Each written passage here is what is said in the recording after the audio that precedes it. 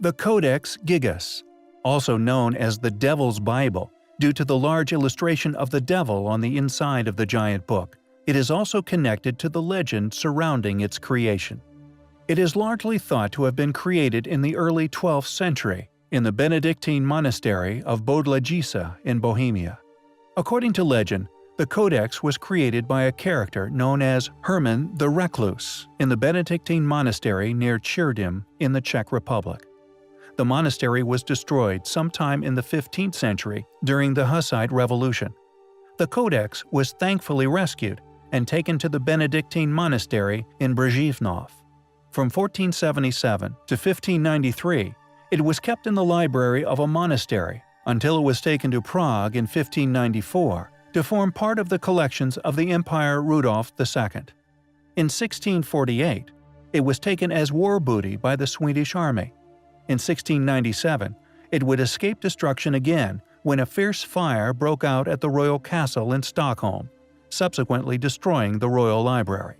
The Codex was rescued from the flames by being thrown from a window. According to the vicar, Johan Erikssons, the Codex landed on a bystander, injuring him quite badly. In September 2007, after 359 years of changing hands in numerous ways, the Codex Gigas was returned to the National Library in Stockholm. But what makes the Codex particularly special and worthy of further investigation are the characteristics within the writings of this enormous book, which astonishingly support the story of it being created in just one sitting. A National Geographic documentary included interviews with manuscript experts who argued that certain evidence, in particular the handwriting analysis and the long-standing credit to Herman Inclusus, aka Herman the Recluse, indicate the manuscript was indeed, somehow, the work of just one scribe.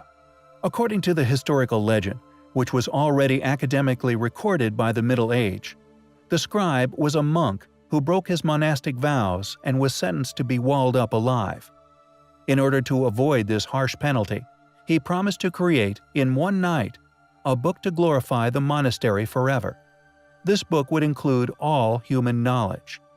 Near midnight, he became sure that he could not complete this task alone, so he made a special prayer, not addressed to God, but to the fallen angel Lucifer, asking him to help finish the book in exchange for the monk's soul. The devil would accept this deal, completing the rest of the manuscript. The monk would add the devil's picture out of gratitude for his help. Many specialists within the area of writing, forensic analysis, and also numerous replication attempts have indicated that the level of uniformity within the writings lean towards the impossible. Not only does it strongly indicate that the book was created in just one sitting, but is perfectly scribed throughout, a feat considered to be beyond that of human capabilities. The analysis also shown that the writings alone, if written by one person, would take over 5 years to complete, with the additional illustrations adding another 20.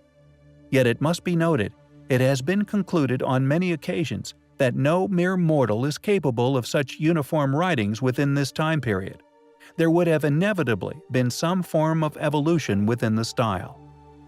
Of course, it must be remembered, although there is a highly compelling story attached to the origins of this giant book, its creation still largely remains a mystery.